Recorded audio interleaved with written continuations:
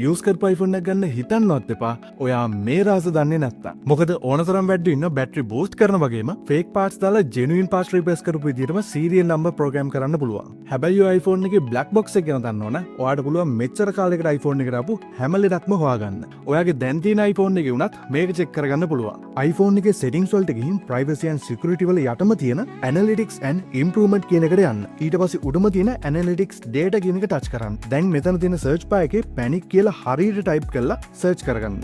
එතකොට ඔයාටත් එන්නේ මේ වගේ කිසිම දෙයක් නැති empty space එකක් නම් ඒ iPhone එකේ කිසිම ප්‍රශ්නයක් නැහැ. හැබැයි panic fuel log එකේ මේ වගේ data file records ගොඩක් පෙන්නනවා නම් ඒ iPhone එකේ logic board එකේ power IC වල base and storage වල මොනවාම issues ඇවිල්ලා තියෙනවා. ඉතින් මේ වගේ iPhone එකක් ඔයා කවදාවත් buy කරන්න එපා. මේ විදිහට thermal කියන එකෙන් overheating issues, JetSam event වලින් storage or power issues reset කියලා search කරලා iPhone එකේ restart වෙන issues මොනවා හරි තියෙනවා නම් අපිට බලා ගන්න පුළුවන්. මේ දේවල් වලින් මොනවාම records තියෙනවා නම් විශේෂයෙන්ම panic log එකේම ඒ iPhone එක කවදාවත් buy කරන්න එපා. ඒ වගේම display එක check කරද්දී true tone දාලා brightness උඩරිම අඩු කරලා edges corners හරියට check කරලා ගන්න. face ID එක check කරද්දී portrait mode දාලා selfie එකක් එම අරගෙන බලලා ගන්න. ඉතින් මං හිතනවා මේ දේවල් ඔයාලා හැමෝම දැනගන්න ඕන දේවල් කියලා. එහෙනම් save this video and follow for more interesting videos like this.